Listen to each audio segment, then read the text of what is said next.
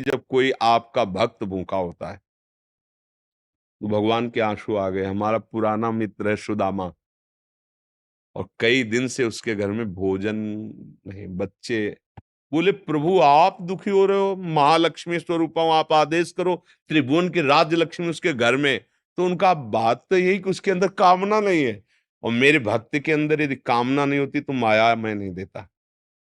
मेरे भक्त के अंदर कामना नहीं होती तो मैं माया, और वो निष्काम भक्त है सुदामा, उसके अंदर कभी कामना आ ही नहीं सकती कि हे भगवान भोजन तो दे दो, कभी नहीं। तो रुक्मिणी जी ने कहा हम आपका दुख नहीं दे सकते। फिर हम कुछ रचती है, तो उन्होंने कहा नहीं, पहले हमें कामना पैदा करना पड़ेगा। भगवान सोच रहे पहले हमें भक्त के हृदय में कामना पैदा करना पड़ेगा। गए एक भिक्षुक के रूप में, जब सुदामा जी भिक्षा को गए थे, भिक्षाम दे, अतिथि धर्म गृहस्थ में बहुत बड़ा धर्म होता है, दरवाजे आए हुए का आदर करना चाहिए। तो कुछ ना हो तो वचन से है, निकली भिक्षाम दे, तो उनका भगवान हम भिक्षा देने लायक नहीं है। क्यों? उनका एक पुत्र हुआ है, इसलिए सूदक है। ठीक है, 15 दिन बाद आ जाएंगे। बोले मत आना, क्योंकि हमारे जो पुत्र हुआ है वो दरिद्र दरिद्र नामक पुत्र हुआ है, और इसका सूदक पूरे जीवन में नहीं जाएगा। अर्थात हम दरिद्र हैं, हमारे पास कुछ है ही नहीं जो मैं आपको दे सकूं।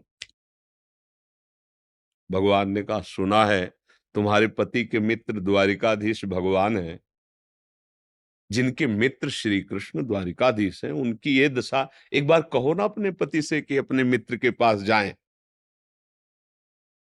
भगवान चले, पत्नी आए, जब आए सुदामा जी तो पत्नी ने कहा कि हाँ हमें तो स्मरण नहीं था, आपके मित्र द्वारिकाधीश है ना, आप उनके पास जाओगे तो मैं कभी इस बात के लिए नहीं जाऊंगा कि श्री कृष्ण मुझे सांसारिक वस्तु दे, नहीं नहीं।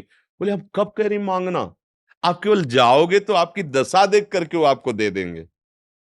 बोले तुम कहती हो तो हमें दर्शन मिलेंगे मेरे प्यारे के, इसलिए मैं जा सकता हूं।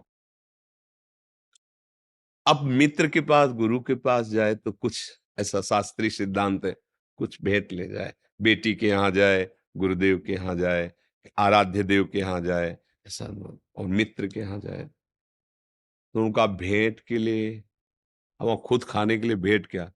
सुदामा जी की पत्नी उनका देखो प्रयास करती, 4-5 आस के मोहल्ले के घरों में गई तो कुछ तो ऐसे थे देखते ही बंद कर लेते थे दरवाजा कि मांगेगी आके और क्या है। थोड़ा एक प्रिय भाव रखती थी, तो कहा हमारे पति द्वारिकाधीश से मिलने जा रहे हैं, कुछ उनकी भेंट के लिए। तो सूप होता है, सूप से जैसे पछोरा जाता है, अच्छे चावल पीछे हो जाते हैं, टूटे वाले आगे हो जाते हैं। वो टूटे हुए तंदुल जो वो दिए कि हाँ ले लो आप। वो तंदुल लिए 3 मुट्ठी। अब उनके पास अच्छी रुमाल भी नहीं थी, क्योंकि सब पैसे से होता है, गरीब, इतने गरीब। अपनी फटी हुई कपड़े की धोती उसमें चावल, पूरा बहुत बड़ा चरित्र है। पर जब भगवान के द्वार में पहुंचे तो जहां ब्रह्मा और शंकर भी खड़े रहना होता है, वो द्वारिकाधीश का वैभव। द्वार पर दरिद्र ब्राह्मण, फटी सी, इतनी बेवाई है, ऐसा शरीर है, आंखों में भगवत तेज समाया हुआ है भगवान। तो उनका भैया एक बार तुम अपने स्वामी से कह दो जाके कि सुदामा नाम का कोई आपका मित्र आया है, बस ऐसा। पार्षदों ने बड़े दयालु हैं, पार्षदों ने कहा आप यहीं तब तक खड़े रहिए जब तक हम ना आए। और भी पार्षद थे, एक दौड़ते हुए गया, जय जयकार हो प्रभु, कोई एक दरिद्र ब्राह्मण वेश में है और वो सुदामा, सुदामा कूद पड़े भगवान। ब्रह्मा शंकर को भी इंतजार करना पड़ता था, लेकिन सुदामा नाम सुनते ही भाग पड़े भगवान। और ये सब आश्चर्यचकित बात रुक्मिणी जी, पार्षद सब देख रहे हैं कि ऐसे तो कभी भगवान नहीं भागे, कि भाई ब्रह्मा जी आए भगवान भाग पड़े या शंकर जी आए, सब आकर इंतजार करते हैं। और प्रभु जब निकल, प्रभु दौड़ के गए सुदामा जी को। सुदामा जी संकुचित हो रहे हैं कि मेरी हड्डियां ऐसे सुकोमल तन मेरे श्याम सुंदर के लग रही होंगी, वो सकुचते जा रहे कि इतना बड़ा वैभव स्वामी हमें ऐसे। भगवान ऐसे अपने हाथ से चरण पखारे सुदामा जी के, थाल रख कर रुक्मिणी जी आश्चर्यचकित हो रही है, ऐसा कोई तपस्वी, ऐसा कोई महात्मा जिसके ऐसे भगवान अभी तक तो नहीं देखा, जैसा इस ब्राह्मण। और धोती कई जगह से फटी थी, जो दुपट्टी उसको ऐसे केवल अंग ढके हुए थे, ऐसी धोती थी, हड्डियां हड्डियां शरीर में।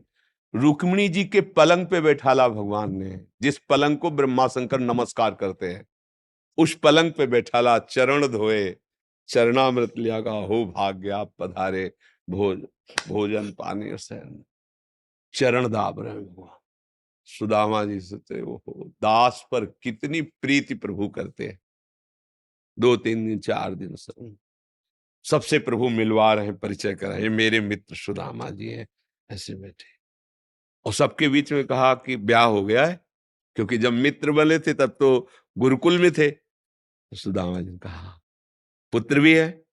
हाँ, तो भाभी ने कुछ दिया भी होगा हमारे लिए। अब ये वैभव, हाँ, अब वहां फटे कपड़े में तंदुल कैसे। बोले देखो पहले चूक की थी, गुरु माता ने चले दिए थे हमारे लिए, और फिर चूक कर रहे हो, कुछ दिया है। अब भगवान ने ऐसे हाथ पकड़ा, उनका उठाया, कहा इतनी स्वादिष्ट कीमती वस्तु तुम छुपाए रखे हो। खोला, उस फटे पुराने कपड़े में लपटे हुए तंदुल, रोमांच हो रहा है भगवान को। रुक्मिणी जी देख रहे हैं कि ऐसी प्रसन्नता से तो 56 भोग भगवान नहीं पाते द्वारिकाधीश, जैसी इस गरीब ब्राह्मण के तंदुल पार है भगवान।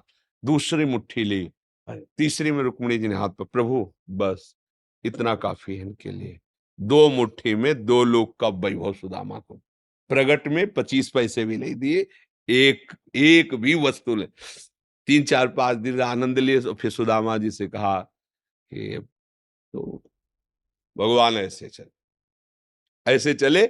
सुदामा जी ने सोचा कि प्रगट में तो कुछ दिया नहीं, हमें लगता विदा करने चल रहे हैं, तो कुछ अगर 2-4 असरफी भी होंगी तो खान पान व्यवस्था तो चली जाएगी। भगवान ने कहा जो अच्छे अच्छे कपड़े पहनाए थे, रास्ते में कोई उतार सकता है तो उतार दो, अपनी धोती पहन लो। यहाँ पर धोती पहन, रास्ते में बोले आप इधर से ऐसे जान, फिर वहां से मुड़ जाना। बोले हम तो आए थे तो रास्ता तो जानते ही, प्रभु चले जाए। और रास्ते में सोच रहे मेरे मित्र कितने कृपालु हैं, मुझे इसलिए नहीं दिया कि ये कहीं मेरा चिंतन छोड़कर धन का चिंतन न करें। हे श्री कृष्ण, सदैव आप जैसा ही मित्र मिले। सोचते सोचते आए, आए तो देखा फिर वही द्वारिकापुरी। बोले मेरी बुद्धि मारी गई है कि वास्तविक यहाँ कोई रचना हो गई। यहाँ तो हमारी एक छोटी सी कुटिया थी, ऐसा ऐसा। देखा कि उनकी पत्नी जो है स्वर्ण थाल लिए दास दासियों से आरती उतारने। तो उनका तुम कौन हो? तो उनका आपकी